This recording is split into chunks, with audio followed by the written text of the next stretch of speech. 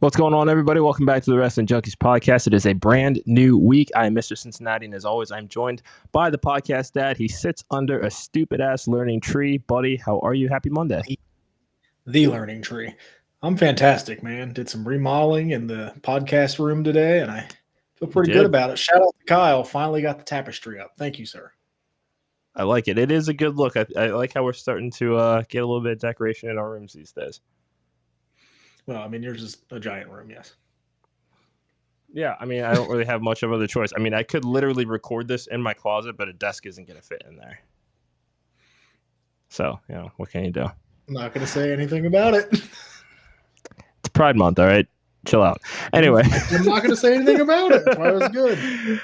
Anyway, welcome back, guys. It is a brand new week, as we said. As always, hit that QR code, the top left corner. Remember to like, share, subscribe.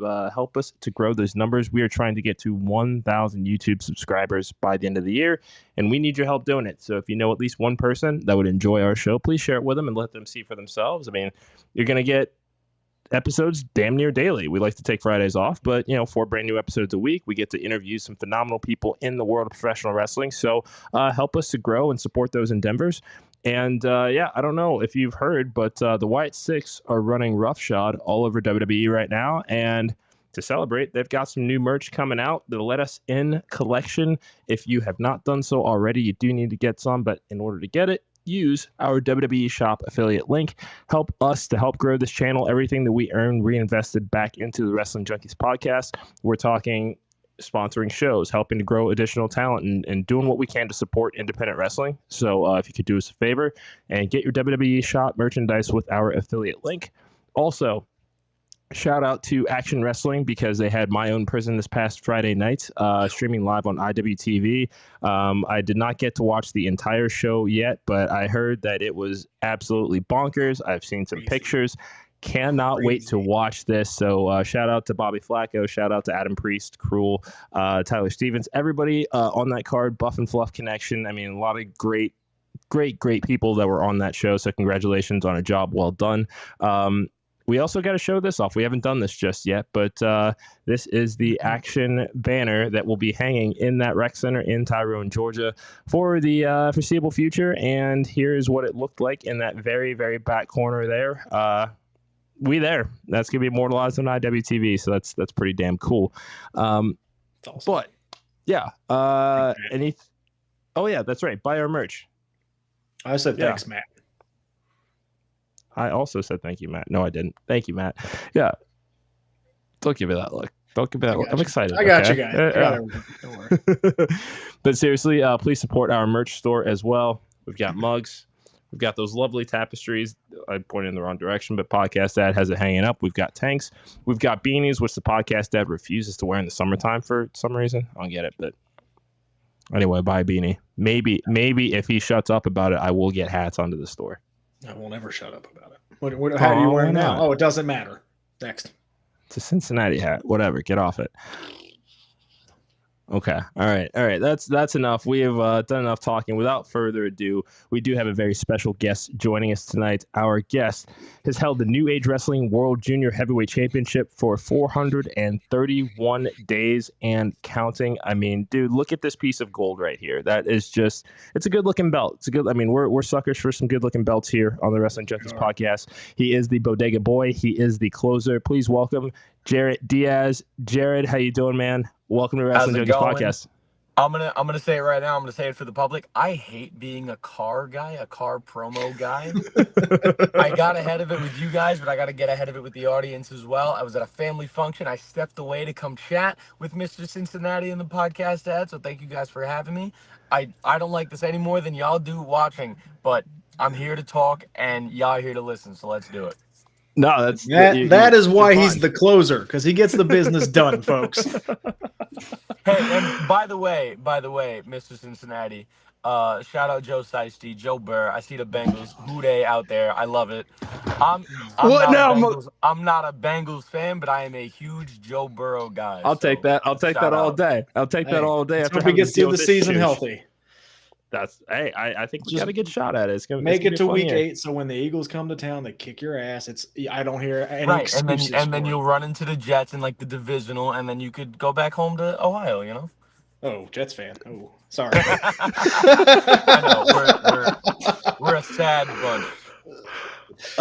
Jarett, so before we kind of kick this off, I feel like I have to tell this story to our audience here. When I first approached you about being on the show, you were more than happy to do it. You just had exactly one request for us, one that we generally don't take very lightly, and I think you just wanted to make sure that we knew this, but you at least wanted to make sure that we did our research before having you on the show. And in response, I sent you a little clip of a friend of the show, Mr. August Artois, who had some very nice things to say about our ability. He's raw. Yeah.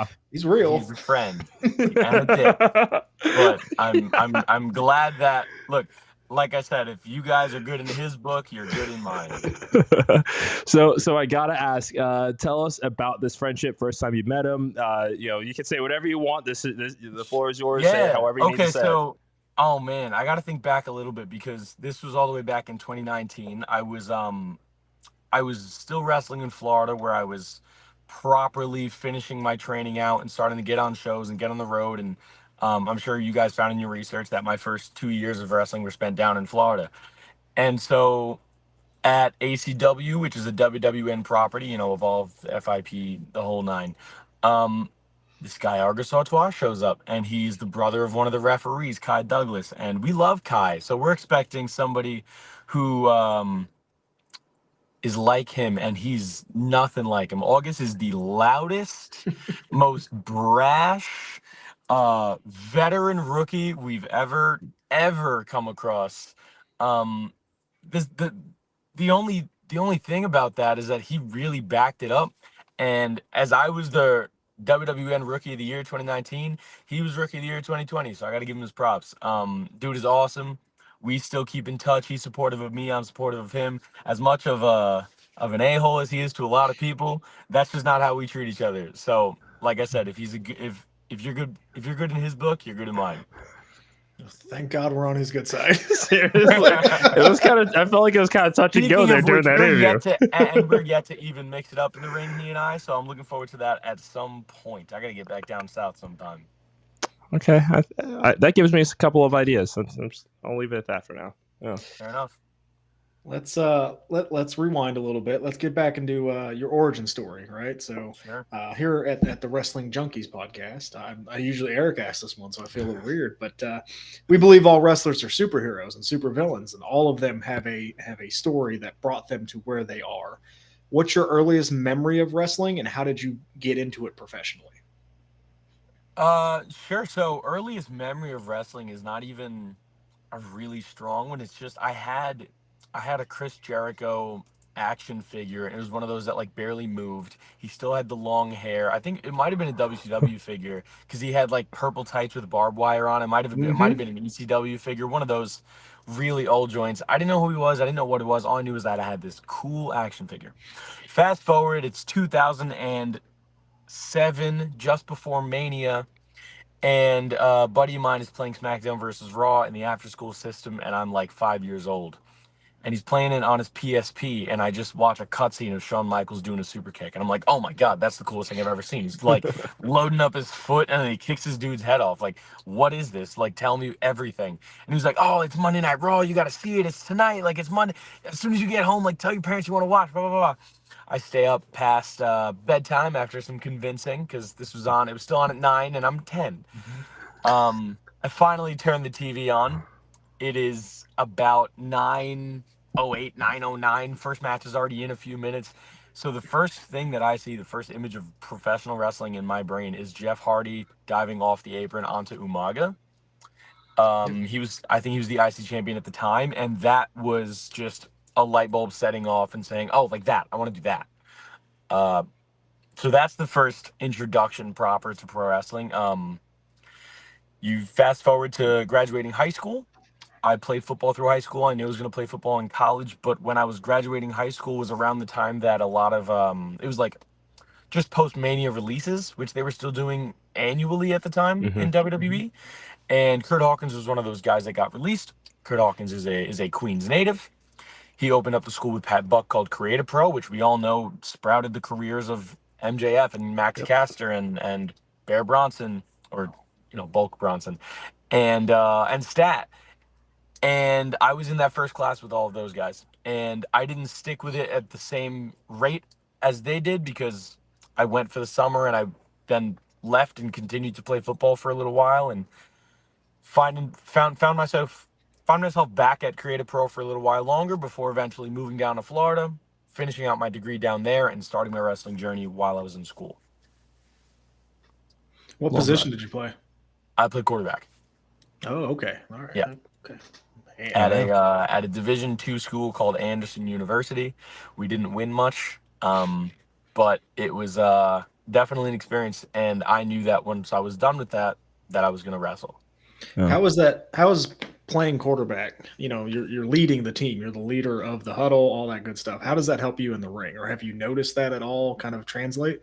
You know what? Not at first. Not at first. When you're so new to something, after basically 10 years of being told, hey, you're the leader of this team. It's your show. You're the one who's going to be setting the tone, setting the pace, setting the energy for everybody on your roster. Like, you know, you have to keep the sideline up. When you're not doing well, you have to stay even keel because everybody follows your body language. You get into wrestling and yes, everybody's attention is on you in a similar way, but you're no longer in charge. Right now, not only is it a partnership, but as a new person, you are following the lead 10 times over.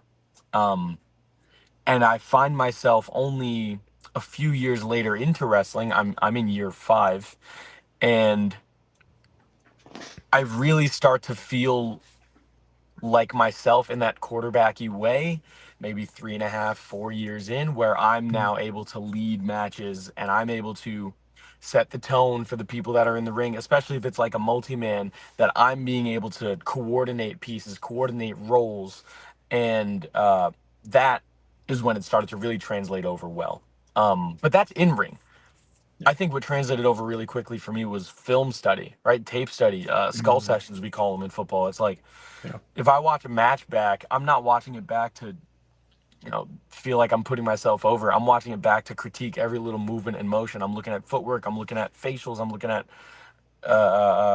spacing, timing, all of the things that you would look at in football. That comes right over to wrestling in a tape study way. So that was something I brought over really quickly. Nice. Well, from what we can tell, that hard work has certainly paid off. I want to bring this picture back up. You weren't on camera before we showed it, but you and that piece of gold right there, that is your New Age Wrestling World Junior Heavyweight Championship. I believe we're at about day 431 of this title reign. Something like that. Definitely 430 plus at this point. Well, I'm very lucky to be in the spot because it wasn't a world title until I had it. I brought it overseas to England. I defended it in England twice over and was able to qualify it as a world title. I like it. So when it comes to, you know, kind of breaking ground in that respect, going international with this championship, what is the feel, you know, when you're going to management and saying, hey, I want to do this, what does that look like to get that world title moniker for a championship, and how hard did you have to fight to get it? You know, I kind of didn't fight at all to get it because I just said it. I just said I'm doing this, and I didn't really ask permission. And something that I learned in wrestling is that it's a lot easier to ask for forgiveness than permission. In my experience with that title, sorry, let me rephrase. In my experience as a champion, when I went overseas to Germany to wrestle for WXW, at that point, I was a champion of another company. I was the United States champion.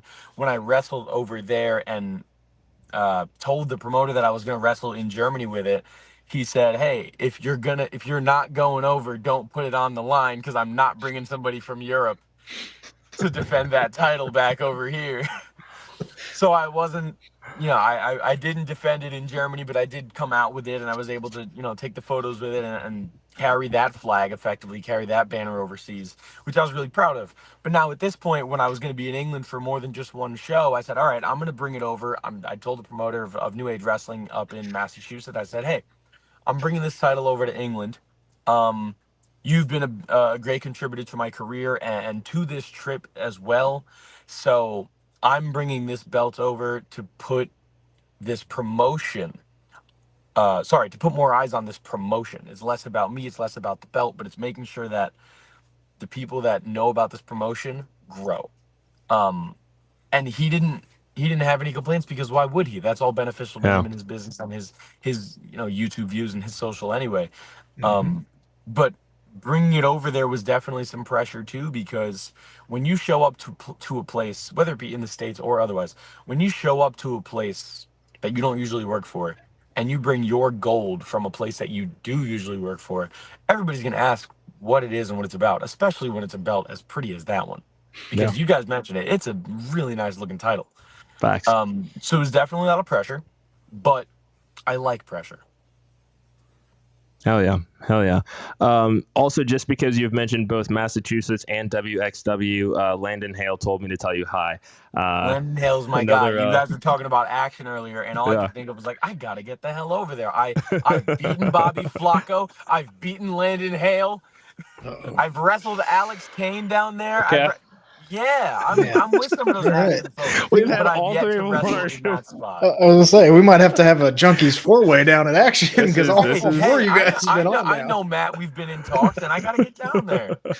That's awesome. I like it. So this past weekend, you recently competed for American Excellence Wrestling. There was an opportunity battle royal, had a championship opportunity on the line. Sounds like there was a little bit of a controversy as far as your involvement in that match. Tell us what happened. What are you going to do to avenge it?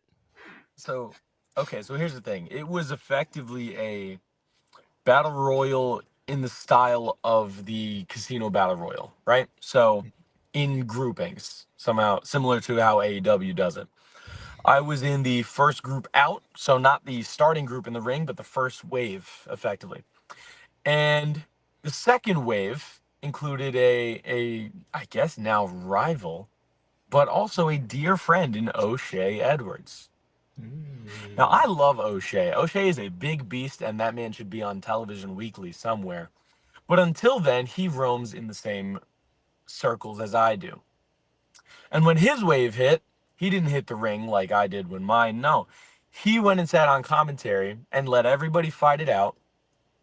And the final two, as I saw it, came down to me and Cheeseburger of Ring of Honor fame, who you guys, I'm sure, are familiar with.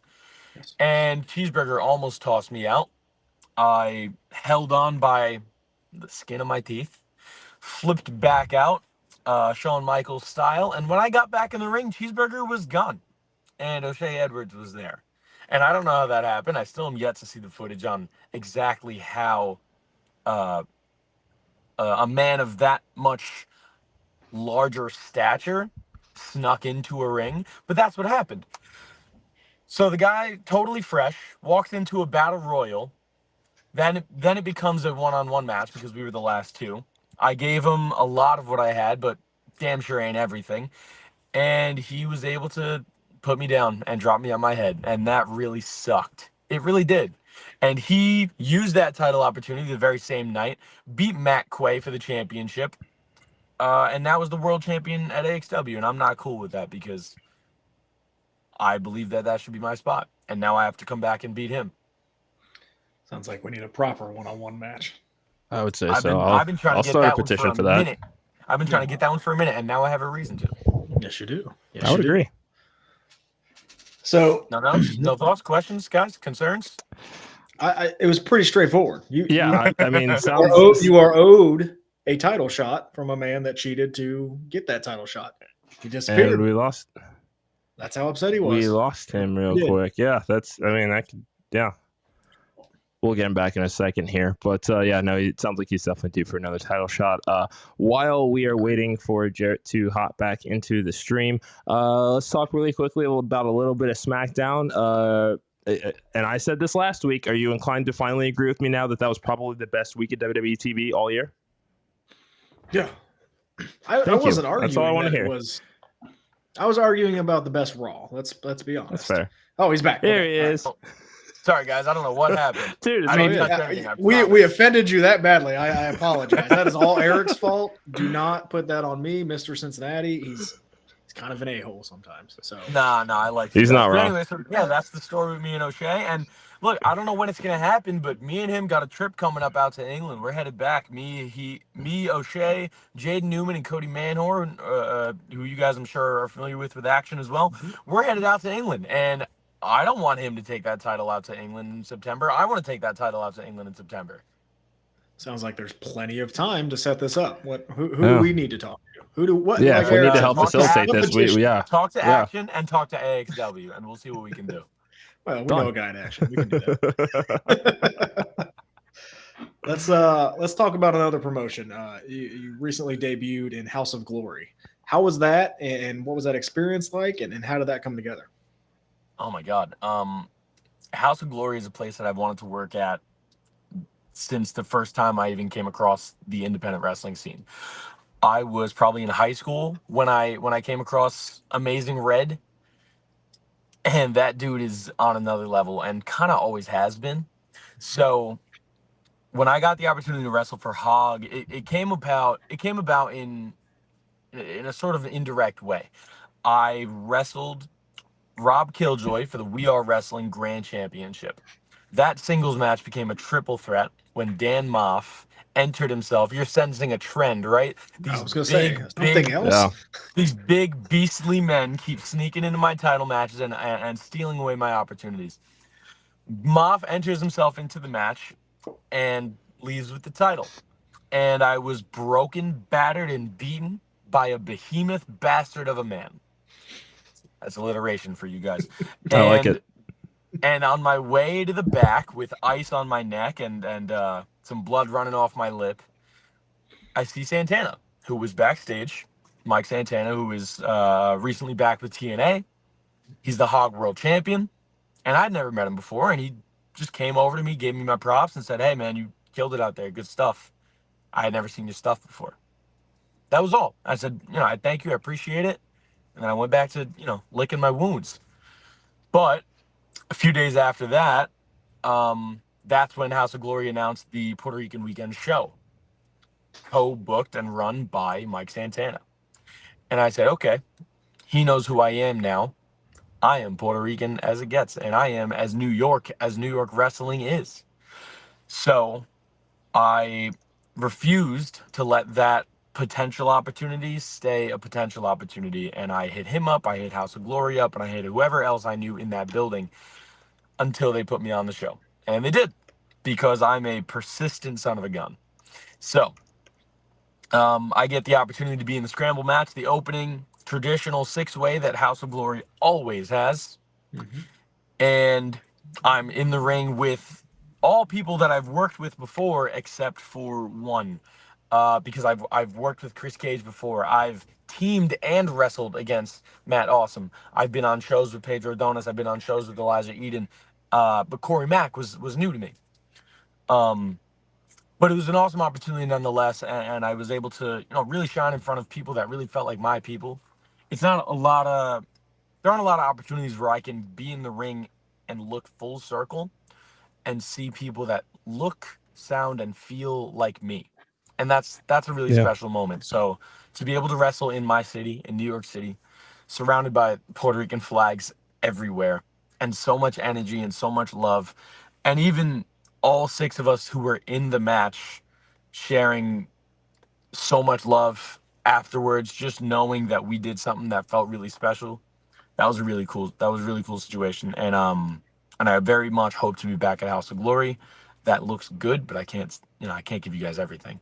It's okay. That's okay. No, that's everybody. Did you hear that, kids? Shoot your shot. Let's see what happens when you shoot your shot. Yeah. Shoot your shot. I have a saying, and it comes up pretty frequently in podcast interviews and when talking about just how I pursue things. It's that nobody's going to pluck you out of obscurity. Nobody's going to find you. You have to go make yourself. You have to show everyone what you're about.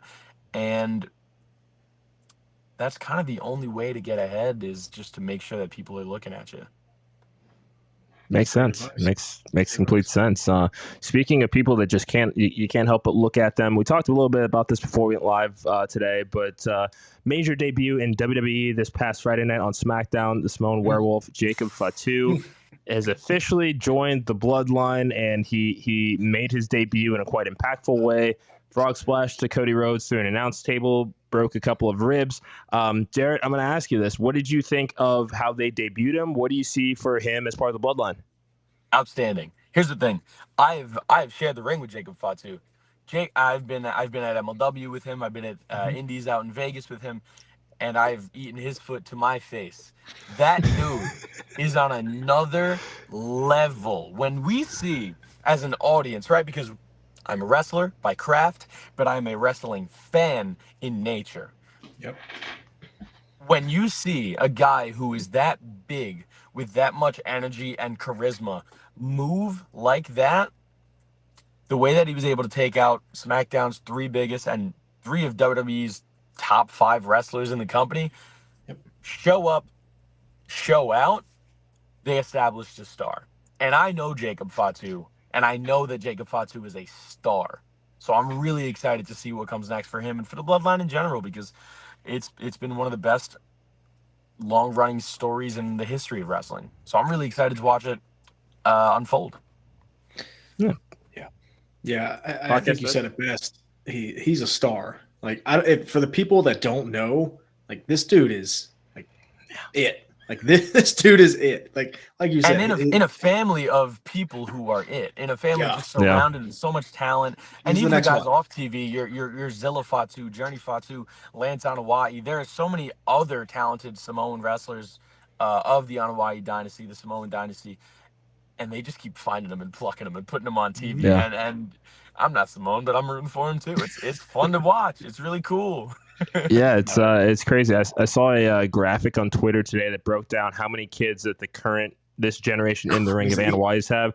There are still 29 children out there in the Anoa'i family that could potentially find their way into the world of wrestling over the next generation. So, to say the Bloodline could be the great long-running story arc in professional wrestling is just I'm awesome. sure late into my 30s and 40s, I'll be coming across all their kids. Yes. I think I saw it on Twitter today. Between Roman and Jacob alone, there's 12. Like, that's nuts. I mean, that's crazy. But no, I mean, what a debut. And I think it was the most impactful out of the 3 that they've debuted so far. And it was cool. It was a good episode on the whole, and a really cool week in wrestling, right? The whole Drew saga with CM Punk, the Wyatt Six showing up and effectively murdering Chad Gable. Maybe. And ending the week off with Jacob Fatu is really cool to see. It's a really awesome time to be a fan of not just WWE, but professional wrestling as a whole. AEW is doing some of the best stuff in ring that we've ever seen. You got guys like Swerve and Ospreay and Bryan Danielson. You have Moxley and Barnett trying to kill each other in Japan at Bloodsport. See that? I'm somebody who watches everything. Somebody who watches everything. So I'm fully tuned into professional wrestling at all levels right now, and I've never been more excited to be a fan of what we do. Love that. And that almost looked computer generated, the amount of blood just streaming down that face. But I mean, that he's definitely been the biggest asset to aid. Yeah, I mean, you see people getting that, giving him online hate for, you left the biggest wrestling company in the world to go essentially be a backyard wrestler. Yeah, he made millions in WWE. He wasn't creatively satisfied. He's going to go make money doing whatever he wants. When I tell you that, okay, so I had an opportunity early last year to wrestle at Revolver. I was part of this Mike's Speedball Challenge. And Mox was backstage. Mox just had a promo. He didn't even have a match. When I tell you that this man is having the time of his life, just smoking cigs and hanging out and having chaotic blood brawls all around the world, I don't think, and I've not been in a ton of rooms with him, but the people who have are all saying the same thing, is that he's never had more fun than he is right now. I don't blame him. It shows. Yeah. So, Jarett, I do want to ask you this. We'd like to give everybody this opportunity here on the show. We've talked all things Jarett Diaz for closer to about a half hour now. We want to give you that spotlight. Who do you want to shine it on? Who are some names that we should be looking out for as 2024? We're in the back half of it right now. Who's on the rise? Well, I'm mad at him right now, but O'Shea Edwards, I said it once, I'll say it 1,000 times. The dude should be on weekly television somewhere around the world. That's one dude that I'm always going to champion. And Jaden Newman and Cody Manhorn, the guys that I'm getting ready to go back to England with, I'm very excited about that, and I'm excited for them. If I want to shout out a couple more people, main event, J-Line and Midas Black, a tag team at House of Glory and a tag team at a lot of other places. I'm always going to be supportive of them as well. Somebody that you should talk to who's definitely a talker is a guy that a lot of people may not know, but is super active in my area, is Matt Awesome. He's a friend of mine and a occasional tag team partner. Go chat with him. Done. And talk to me anytime. Call me up anytime you feel like. Yeah. Appreciate it. Don't leave quite yet because we have one more question. Sure. Yes. It is the hardest question you're going to have probably for the rest of the year. Yep. Maybe. It is. I think there's been a couple precursors that makes me nervous, but when you think Mr. WrestleMania, and there is a right answer here, is it Shawn Michaels or is it The Undertaker?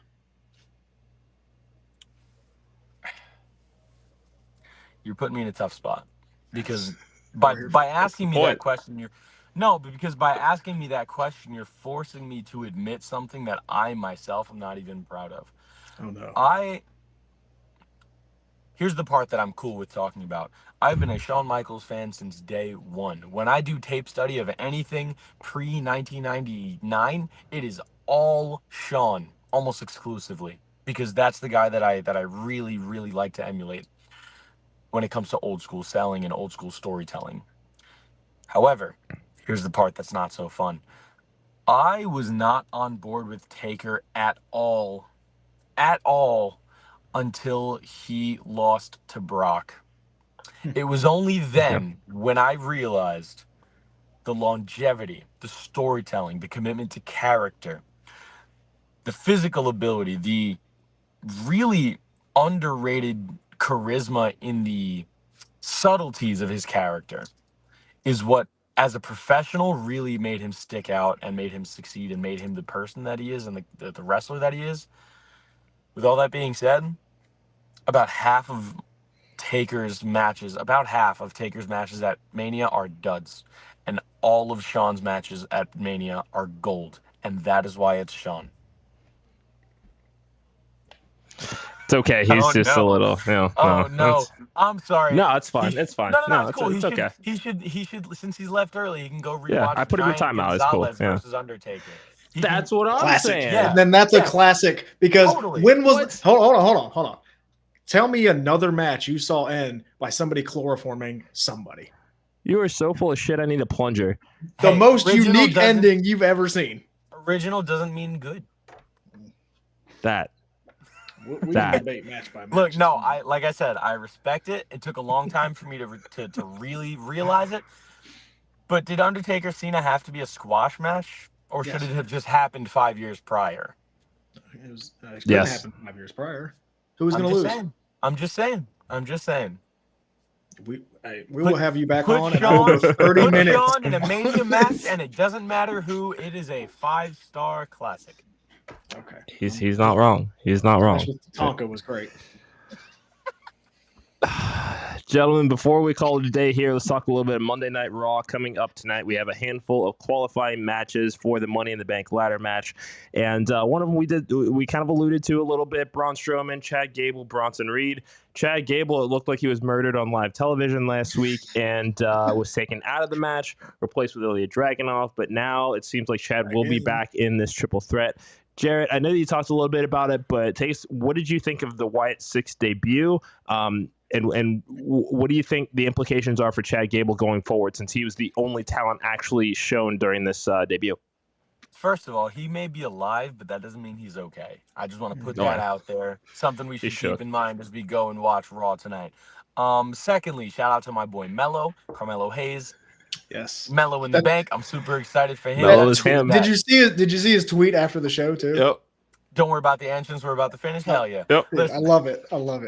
Mello was a dude that when I moved back to the Northeast during COVID, and I just was reaching out to basically anybody that I believed would answer back, and he did, and he helped me get linked up with some good people to start working at places like XWA and Chaotic and Beyond/Wrestling Open, and that's because of him. So I'm gonna put this dude over in all places that I can, and I can't wait to see him holding the briefcase. What do I think of the Wyatt Six and the implications on Chad Gable? I don't think they're done with him because he clearly survived. That's what I'm gonna say. And I'm super excited for what comes next with the Wyatt Six because it is effectively a legacy act without being copy and paste. That's I think the best way that I can describe that. It's a legacy act without being a cover band. Okay, I like it. So who's your pick to win that triple threat? Eric took the words out of my mouth. Thanks. Oh man, it's Braun, Bronson, and Gable. I'd like to see the Monster in the Bank. I'd like to see him in the match again. It's you have to have a variety of people in a match like this, right? You have to have people who are going to sprint up the ladder, and you have to have people who barely look like they even need it. I'd love to see Braun in the ladder match again. That's why I'm going Bronson Reed. I want to see Bronson Reed in the ladder match. Like, they haven't really done much with this guy since he's been back, man. And this guy beat Okada clean in New Japan. Like, I don't know what you're talking about. That was some dude named Jonah.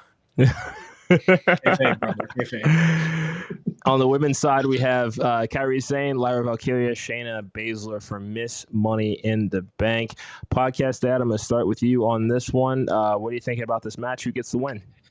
I feel like this seems obvious with Lyra, so I'm going to go with Kairi because I think we're seeing the damage control cracks happen, and I think if they're both in that match, we're going to see them come to blows. Okay. I agree, and if only to see an insane elbow off a ladder, that's what I'd be rooting for as well. Yeah, I will also go Kairi. I would also not rule out there being some sort of last chance battle royal for the final spot in both of these matches.